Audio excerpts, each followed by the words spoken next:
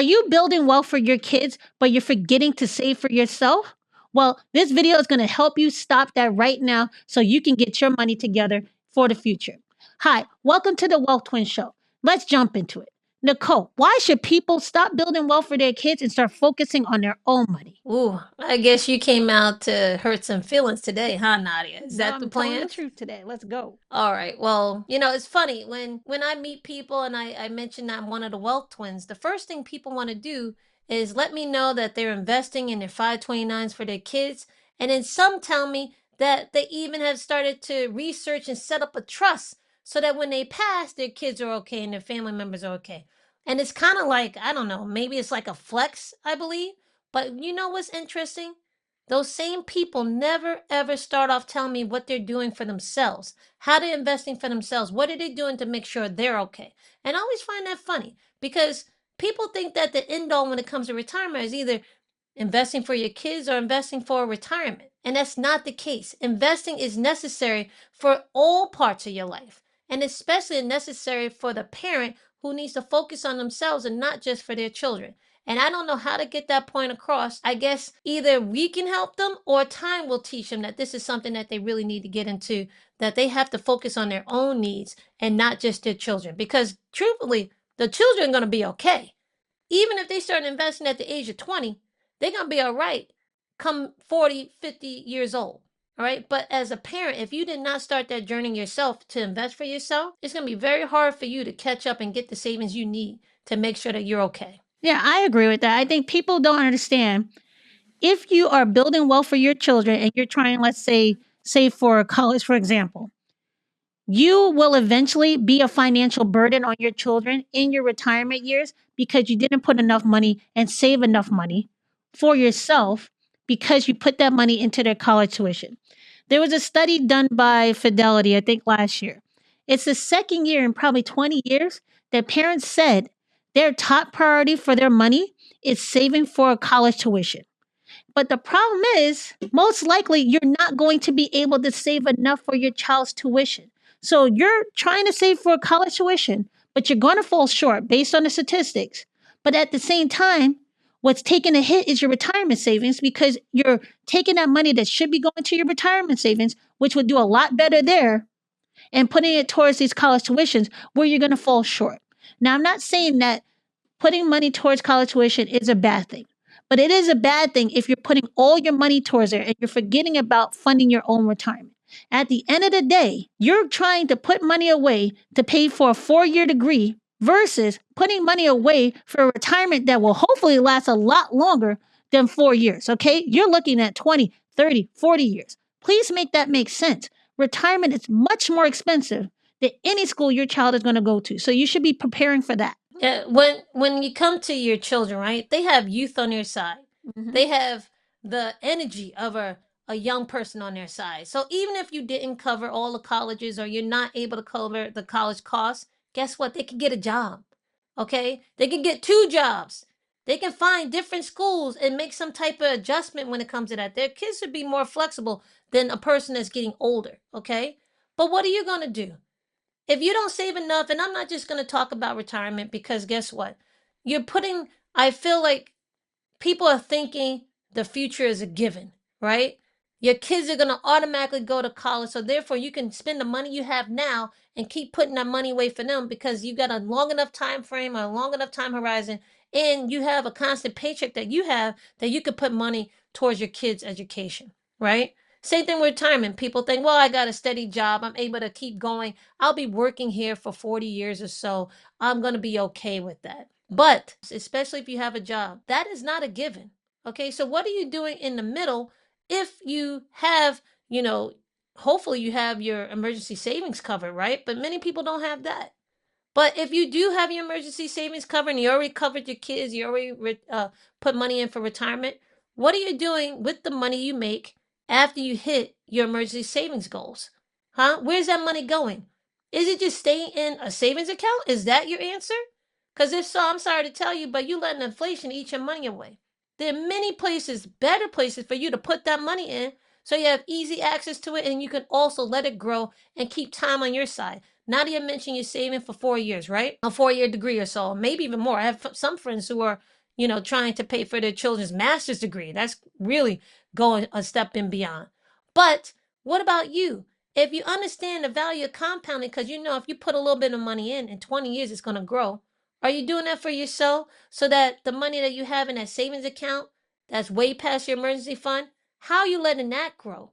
Are you just putting money in and just hoping that your high yield savings account, even if you are in one, is doing enough for you? What are you doing for yourself in terms of letting your money grow outside of your retirement? Now, I know when it comes to paying for tuition or just paying for your kids in general, there are loans that exist for that stuff, right? There are loans for your child to get their first house. There are loans for your children. There are also scholarships, okay? Exactly. There are other methods that are out there that can allow your children to pay for the cost of them going through their different life stages, right? There are no loans for retirement, okay? Nobody's paying for you after you stop working and after you have an income coming in that you're getting from your work, right? So you have to make sure you have that covered. How are you bringing in passive income? Do you have a pension that's coming? Most of us do not have pensions, right? So we have to be really aware of how we're going to make ends meet. They keep telling us for years and years that we will not have Social Security to depend on. We will not have Medicaid or Medicare or anything like that. So, unlike what past generations have, we have to make sure that we are stable enough that we don't become a financial burden not only on our families, but not on the system either. And the last thing I want to do in my older age is depend on other people when I had the opportunity to make sure that I was straight financially to give myself as much independence as possible in the future. Now, Nadia, you keep emphasizing retirement, but I'm trying to emphasize that space in the middle that has to take place and what you're saving for after you get a job and before you retire, okay? Yep. Because so many life changes can happen in that time, okay? One, there may be a period of time that you're out of work. If you're thinking that your income, especially if you're making good money and it's covering all your bills and you're living a comfortable life, if you think that is something that can last forever, you have to start thinking differently, okay? If you think you're going to be able to, even if you are funding your retirement, like I said, there's life changes that happen throughout it.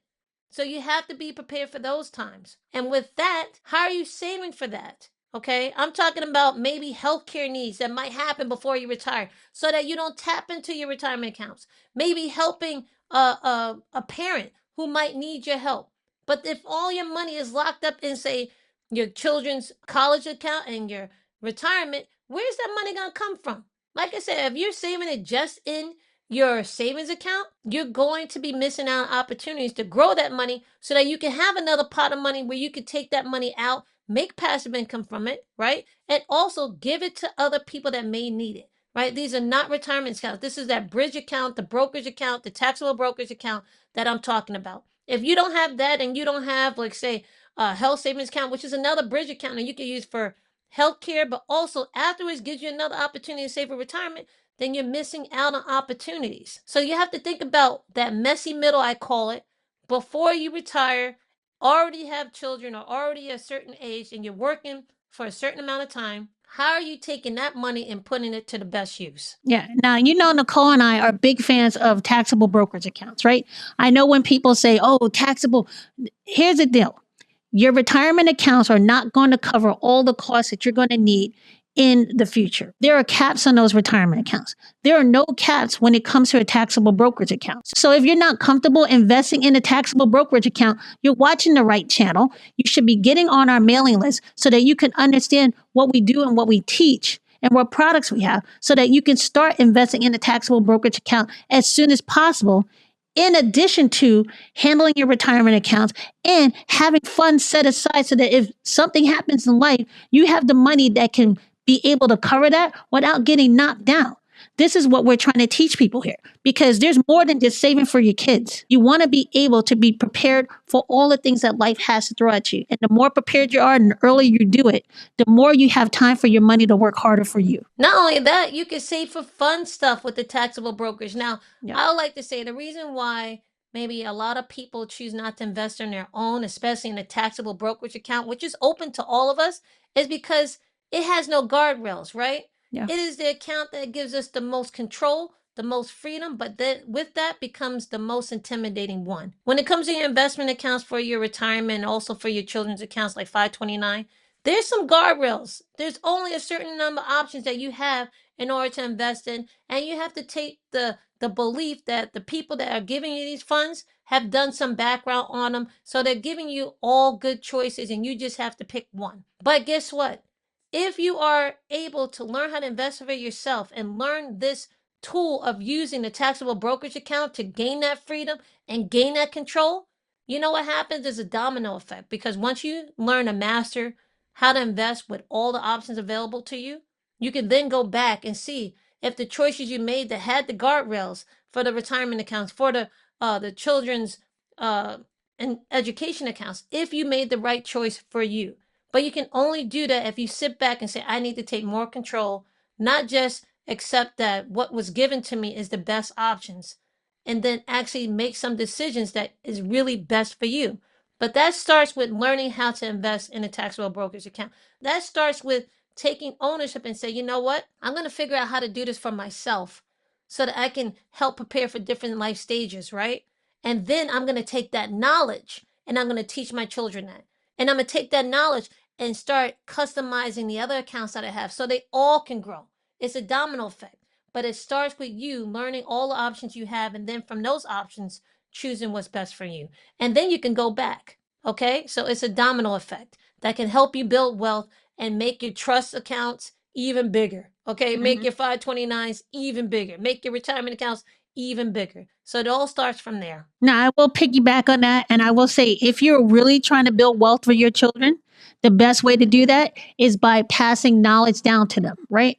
You don't want to keep giving people fish. You want to be able to teach people how to fish. And the best way to do that is to show them how to do it as they're getting older and as they start having money come into their lives so they can be responsible at an earlier age than you were able to, right?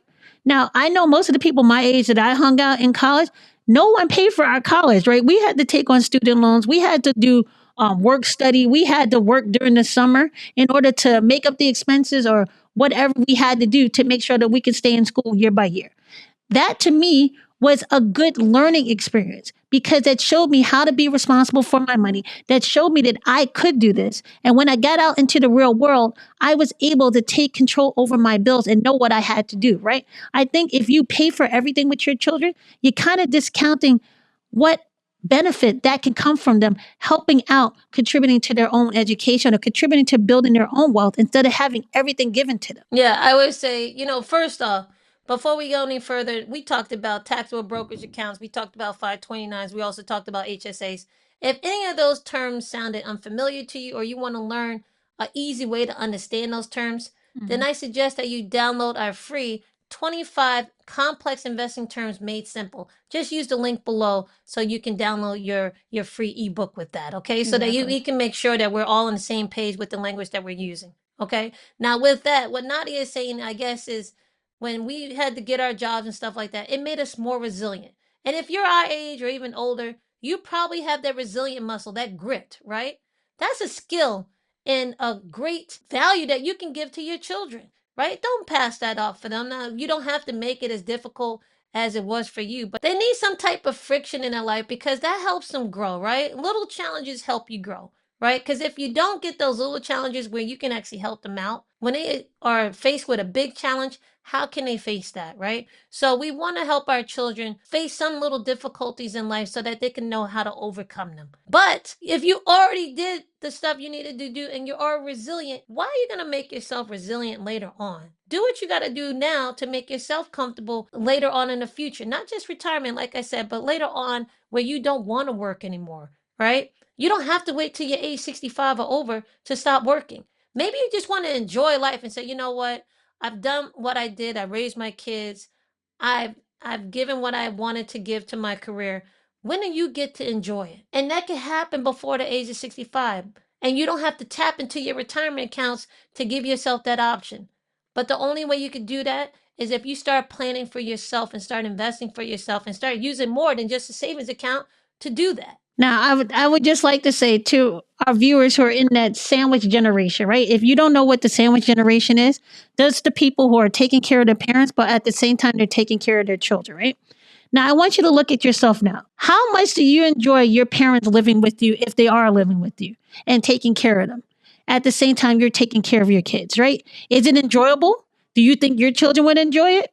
Or if it's not enjoyable, how can you not have your own children go through that experience? Do you think your parents like living with you? Probably not, right? A lot of people enjoy their independence. Does it make sense to hurt yourself while helping your kids? No, you can help each other out at the same time, but it's better to help yourself out so you can help them later on. Because believe me, if you don't start saving now and putting that money towards your own financial future, your kids are going to resent it and you will become a financial burden on them. So if you are sacrificing saving money for yourself in order to build wealth for your children, please reconsider that and make sure you have all your bases covered, because at the end of the day, you want to make sure that your children are happy now and happy in the future, right? And you guys are all happy. You get to maintain your independence and you get to make sure that you're all building wealth at the same time. And I don't see anything wrong with that. If you guys like this video, make sure you like it and share it with someone you care about. And we'll see you in the next one.